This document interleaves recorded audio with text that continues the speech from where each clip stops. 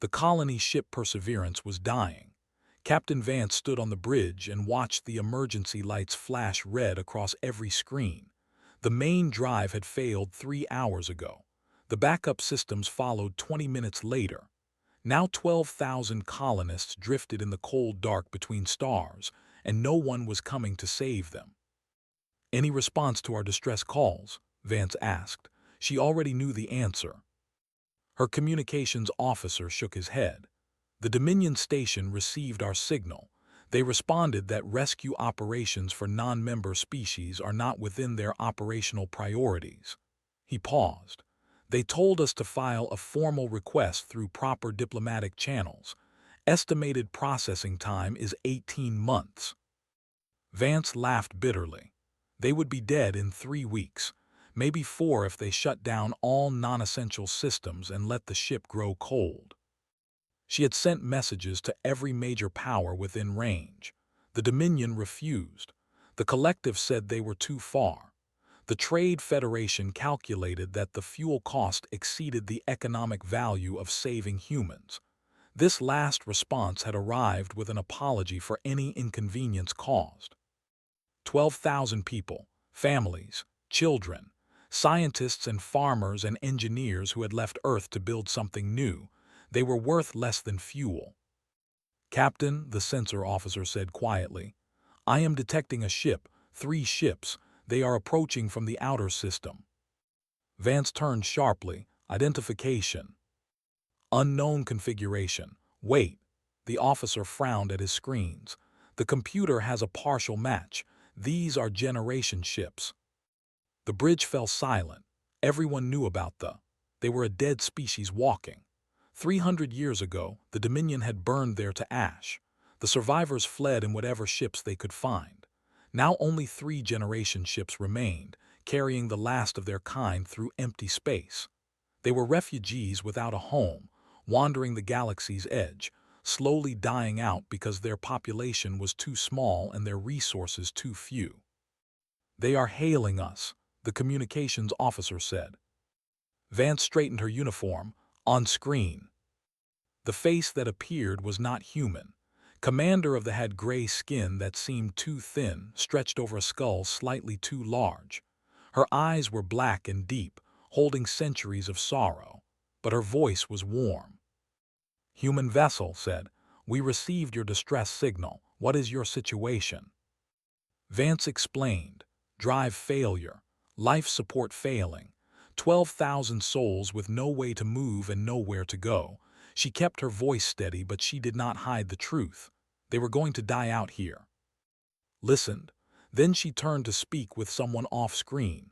Vance heard fragments of conversation in a language she did not understand. When turned back, her expression had not changed.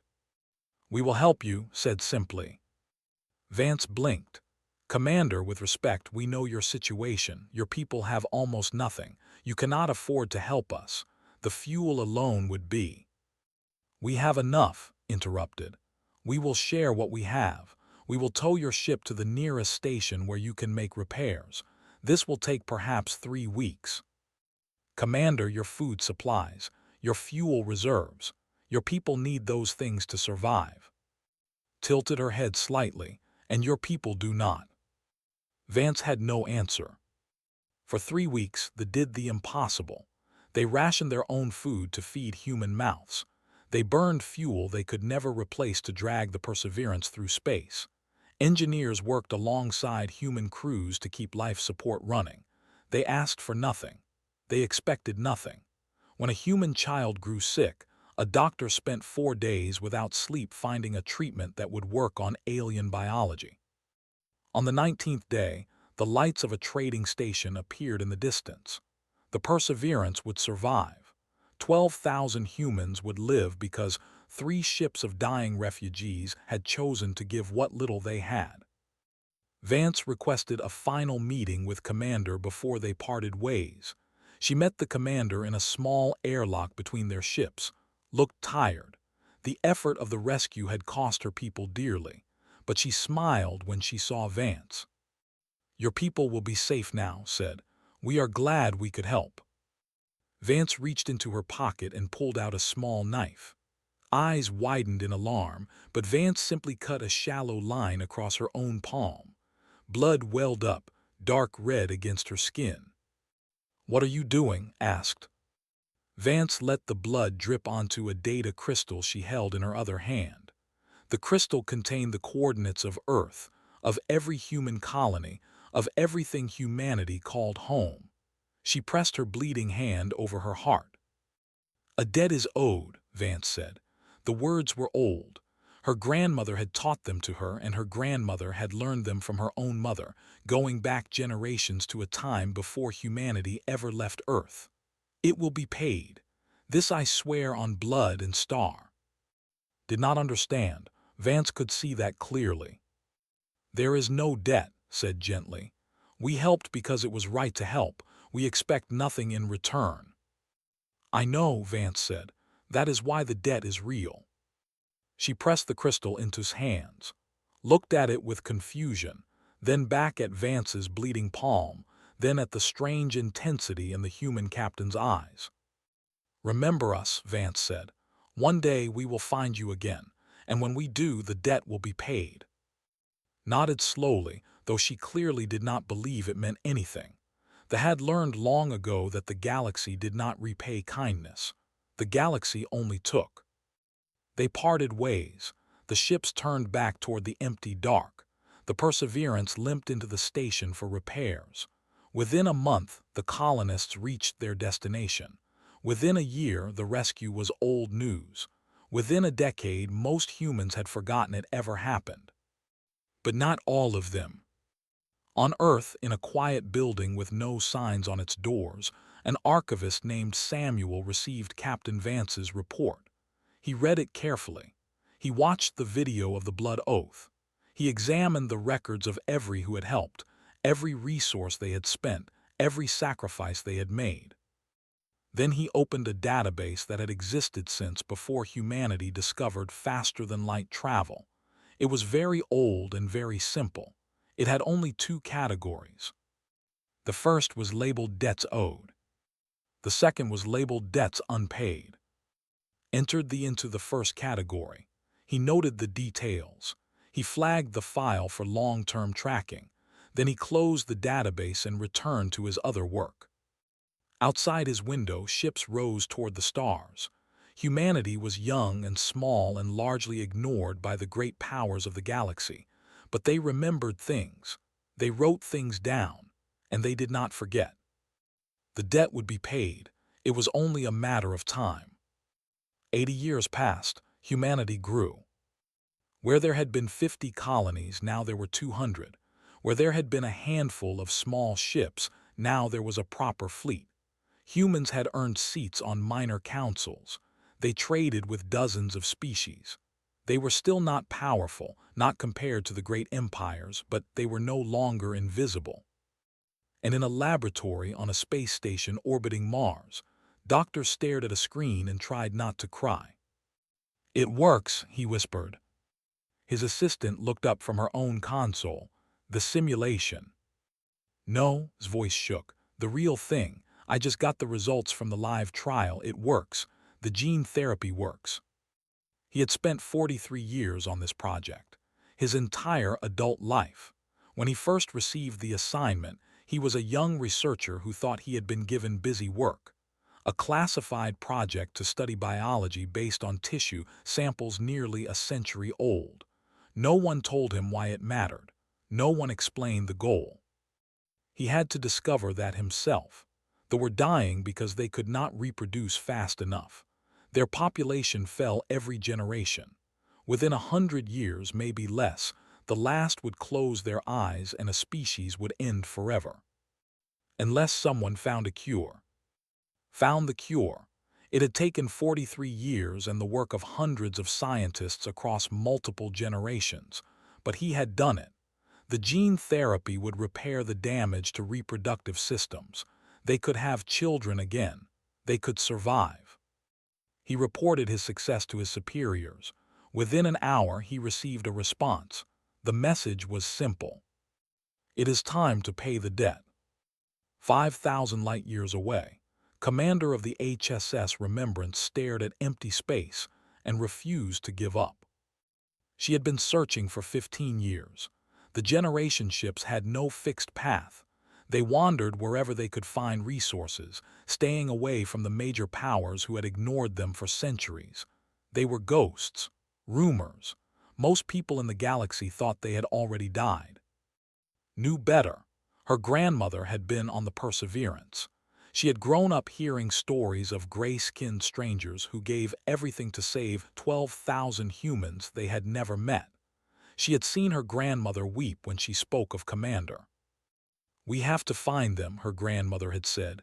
"We owe them everything. Promise me you will not forget." Had promised, and she had spent her life keeping that promise. Her crew thought she was obsessed. They were probably right, but they followed her anyway because was the kind of officer who inspired loyalty, and because, secretly, they believed in the mission too. "Commander," her sensor officer said suddenly, "I have something." Was at his station in 3 steps. What? Energy signatures, very faint, old reactor types that match designs. He looked up at her with wide eyes. "It is them, it has to be them." They found the 4 days later. There were only 2 ships left. The third had been destroyed by pirates decades ago. The ships that remained were old and tired, held together by desperate repairs and stubborn hope. Fewer than 40,000 still lived. Their numbers fell every year. Requested permission to dock. It took hours for a response. When it came, the voice on the other end was ancient and sad.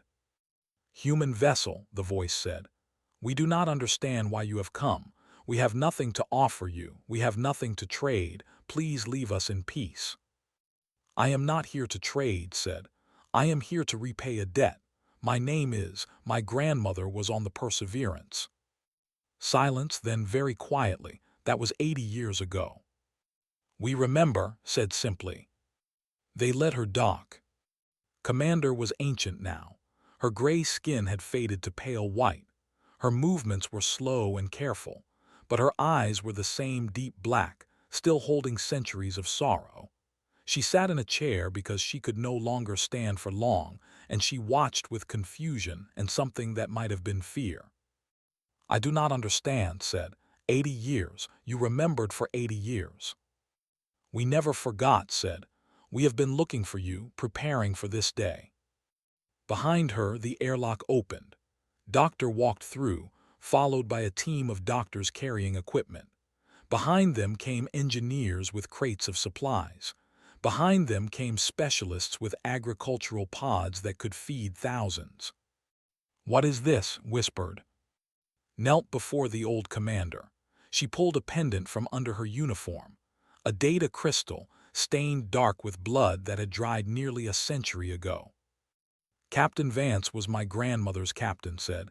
"She made an oath, a debt is owed. It will be paid. This I swear on blood and star." She pressed the crystal into his trembling hands. "The debt is remembered. The debt is paid. You saved 12,000 of ours. We return your future." Stepped forward. "Commander, I have spent my entire life developing a cure for your people's fertility crisis. It works. We have tested it. Your people can have children again. Your species can survive." Stared at him, then at the doctors, then at the supplies, then at the hundreds of humans filling her dying ship with life and hope and things she had never dared to dream of. "Why?" she asked, and her voice broke on the word. "We helped you because it was right. We never expected repayment. No one repays kindness, not in this galaxy, not ever." Smiled softly. "Humans do." Wept. She had not wept in decades. She had thought she had no tears left. But they came now, falling down her ancient face like rain on dry ground. "What manner of species are you?" she asked. "The kind that remembers," said. "The kind that pays its debts." Word spread quickly through the galaxy. Other species watched. They saw humans travel 5,000 light years to repay a kindness given 80 years ago. They saw humans give freely, asking nothing in return. They saw humans keep a promise that should have been forgotten generations ago. Some species laughed, foolish humans wasting resources on a dead race. But others did not laugh. Others remembered small kindnesses they had shown to humans over the years. A rescued ship here, a shared meal there, a vote in their favor at some forgotten council meeting. And they began to wonder, what else did humans remember? On Earth, in that same quiet building with no signs on its doors, a new archivist updated the old database. The file was moved from debts owed to debts paid. The details were recorded. The promise was kept. But the database was not empty. There were many other names in it, many other debts. Some were owed to humans, some were owed by humans, and some were older and darker, records of wrongs done to species that the galaxy had forgotten. Humanity had not forgotten. Humanity never forgot. The debt to them was paid, but there were other debts still waiting, and in time every single one would come due. The Dominion had ruled their corner of the galaxy for 4,000 years. They had conquered 12 species. They had burned worlds. They had built an empire on the bones of those who opposed them, and they had never once apologized for any of it. Overlord stood on the bridge of his flagship and watched the human merchant convoy burn. 6 ships, 63 dead. The convoy had strayed into disputed space, space that the Dominion claimed regardless of what treaties said. Overlord, his second officer said carefully, these were civilian ships, unarmed. The humans may protest. Made a sound of disgust. Let them protest. What will they do? They are insects. They have a few hundred colonies and a small fleet. We have 1,000 warships. If they complain, we will remind them of their place.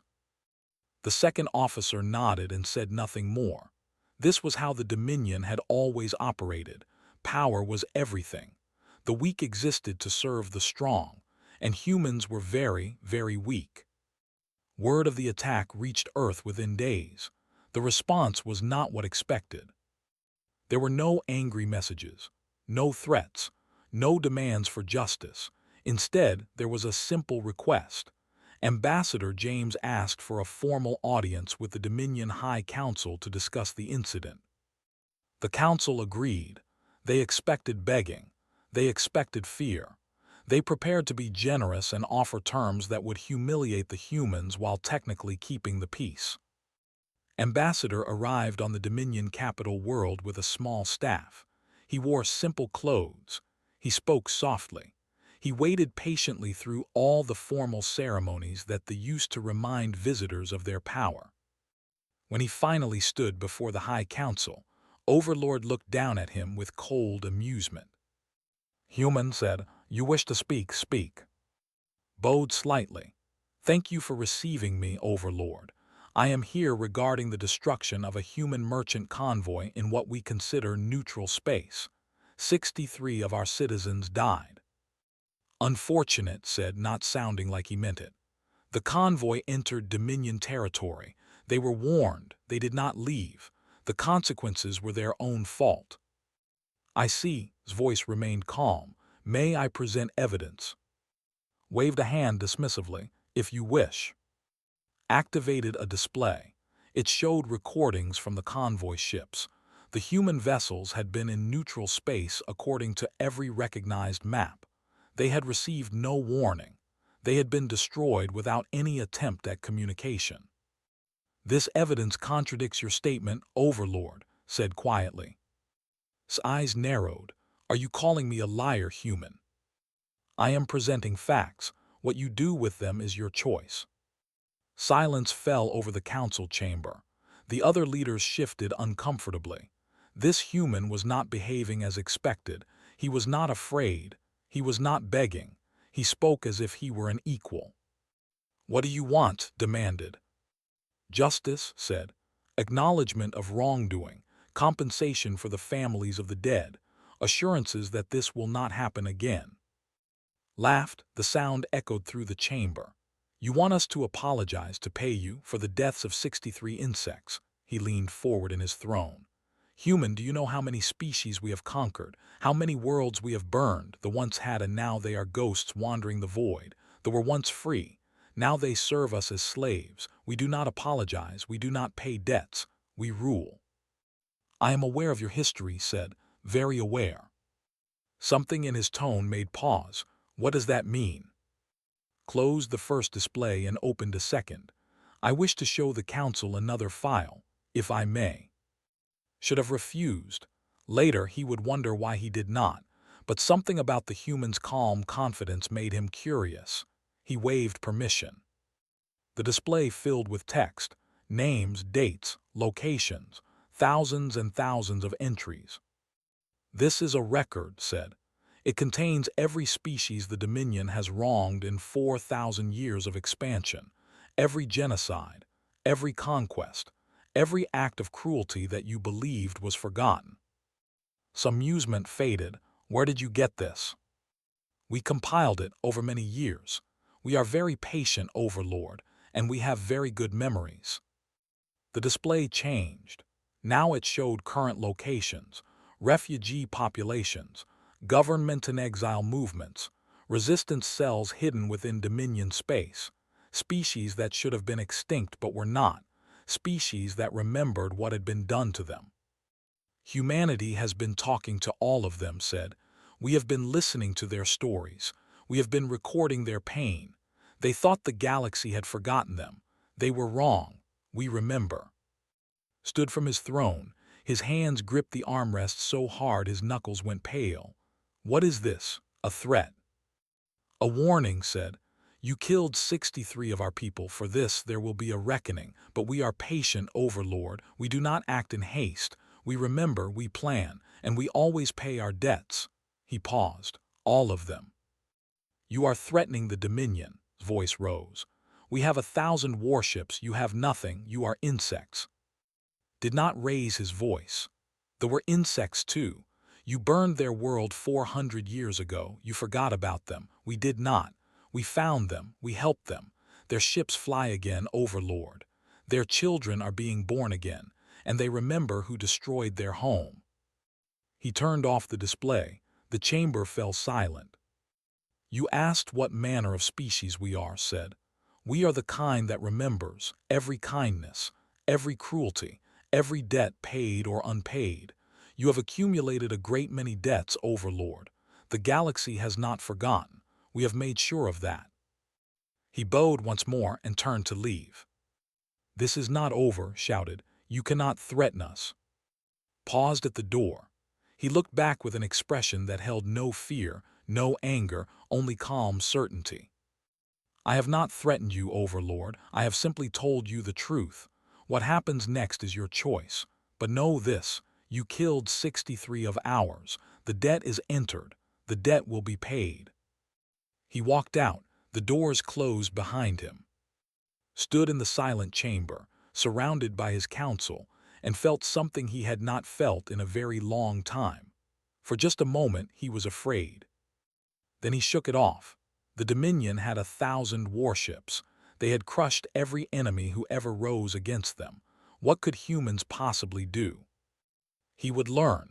In time, he would learn exactly what humans could do. But by then, it would be far too late.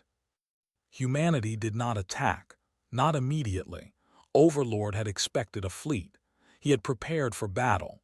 He had positioned his warships and waited for the insects to come so he could crush them. Instead, there was silence. Months passed, a year. The humans said nothing.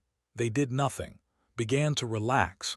He told himself that the human ambassador had been bluffing, empty words from a weak species. Then strange things began to happen. It started in the mining colonies on the edge of Dominion space. The slaves there had worked for centuries, digging precious metals from poisonous worlds that would kill any other species. They had no weapons. They had no hope. They had been broken so long ago that no one remembered what freedom felt like. One morning the overseers found the mines empty. They were gone, all of them. 12,000 slaves had vanished in the night. The security recordings showed nothing. The sensors detected nothing. It was as if the slaves had simply stopped existing. 3 days later, a transmission reached Dominion channels. It showed former slaves holding weapons. Not Dominion weapons, not any design the Dominion recognized. The weapons were human, modified for hands. "We remember our chains," the leader said into the camera. "We remember who put them on us. The humans remembered too. They found us. They freed us. Now we fight." Overlord ordered an immediate strike on the source of the transmission. His ships found nothing. They had already moved. It got worse. The Dominion economy depended on 12 member species who had joined the Empire over the centuries. They were not slaves, but they were not equals either. They took most of the profits from their labor. This was simply how things worked. It had always been this way. Then human diplomats began visiting.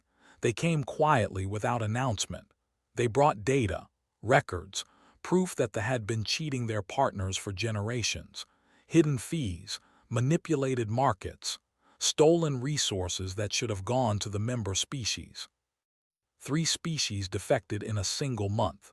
They announced that they were leaving the Dominion and forming new alliances elsewhere. When sent warships to bring them back, the ships found human vessels waiting, not attacking, just waiting, watching, daring the Dominion to fire first. Pulled his ships back. He was not ready for open war. Not yet. Not against an enemy he did not understand. Then they returned. They appeared at the edge of Dominion space with a fleet of 50 ships. The ships were new, built in human shipyards, crewed by officers trained by human instructors. They were not powerful enough to threaten the Dominion directly, but they did not need to be. They broadcast a single message across every channel. 400 years ago you burned our world, you killed our families, you left us to wander and die. You forgot about us, but the humans did not forget. They found us. They saved us. They gave us back our future, and they reminded us of what we owed. The message included images, the ruins of the graves of billions, the children now being born on the generation ships, the first new generation in centuries. "We remember," the commander said, "and now we return what was given to us. The humans taught us that debts must be paid. We learned that lesson well. Our debt to them is being paid, and our debt to you, Overlord, is coming due." Sent 50 warships to destroy the fleet. They retreated. The warships followed. They ran straight into a trap, an ambush of ships from a dozen species that should not have been working together. Half of force was destroyed before they could escape.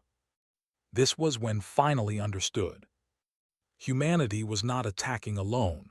Humanity had never planned to attack alone. They had spent years, decades, finding every species the Dominion had ever wronged. They had talked to them, helped them, armed them, united them.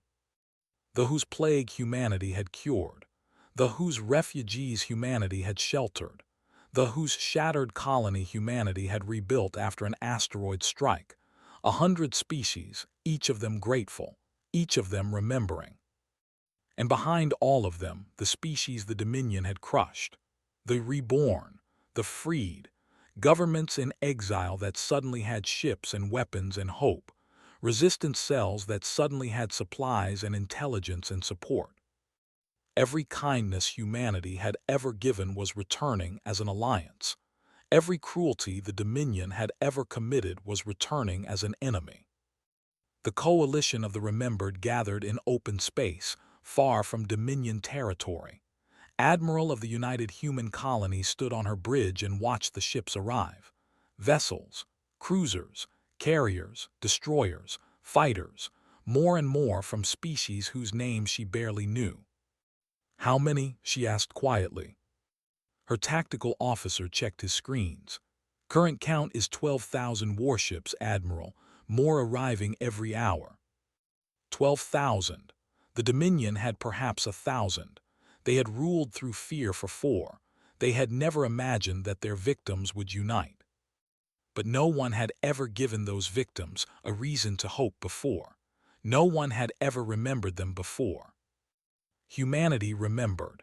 And now the coalition flew under human command, not because humans were the strongest, but because humans were the ones who had cared, the ones who had listened, the ones who had kept their promises. Admiral opened a channel to the fleet. This is Admiral to all coalition vessels. The debt comes due. We move on the Dominion in 6 hours. This is not about conquest. This is not about revenge. This is about justice for every species that was crushed and forgotten, for every child who never saw there, for every debt that was never paid. She paused. 12,000 ships waited for her word. The Dominion believed that kindness was weakness. They believed that memory was short. They believed that the forgotten would stay forgotten. They were wrong. They were wrong about all of it. She straightened in her chair.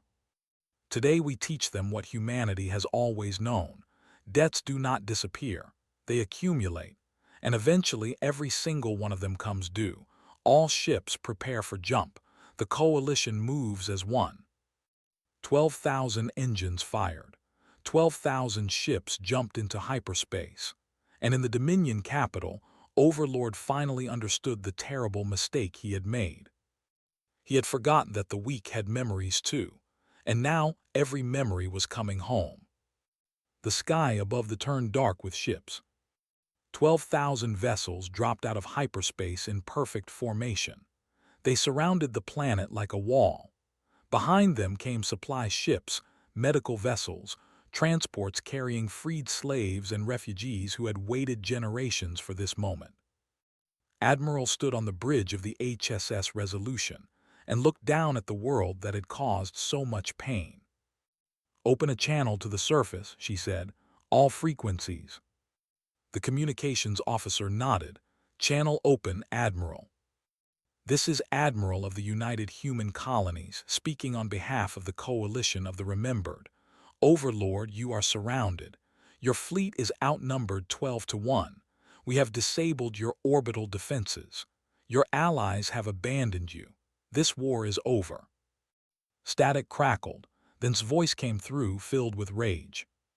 "You will not take our world. We have fought for 4,000 years. We have crushed every enemy." "You have run out of victims," said calmly. "The species you conquered are standing with us now. The slaves you chained are flying our ships. The refugees you scattered have come home. There is no one left for you to bully, Overlord. There is only us." She paused, letting the words sink in. "We are offering terms. Surrender now. Acknowledge the crimes of your empire. Return the stolen territories. Free the remaining slaves. Accept trials for those who gave the orders for genocide and conquest. Do this and your people will live. Your world will survive. You will be diminished, but you will exist. And if we refuse, then we will do what must be done. And when it is finished, we will tell the galaxy that we offered mercy and you refused it. The choice is yours." The channel went silent, waited. Around her, the coalition fleet held position. Thousands of ships crewed by species who had waited centuries for this day. 30 minutes passed, then the Dominion fleet moved. 800 warships broke from orbit and formed a battle line. They were outnumbered and they knew it, but the had never surrendered in 4,000 years. They would not start now. "They are charging weapons," the tactical officer reported. "The Dominion fleet is engaging." Nodded slowly. She had hoped it would not come to this, but she had known it would. "All ships," she said, "weapons free, end this." The Battle of Prime lasted 9 days. It was not a battle so much as a reckoning. 4,000 years of cruelty, concentrated into 9 days of fire. The ships targeted the shipyards first. These were the same shipyards that had built the fleet that burned there. Crews watched through tears as the stations came apart in flame. Old wounds finally answered. They boarded the slave transports.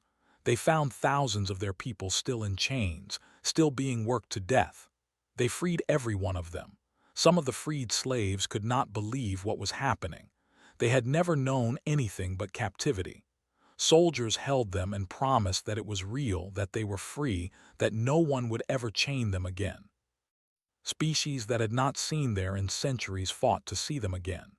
Species that had been written off as dead fought to prove they were alive. Every ship in the coalition flew with the weight of history behind it. On the sixth day, the Dominion High Council tried to flee. Their shuttle was intercepted by a cruiser. They were taken alive and brought before the coalition.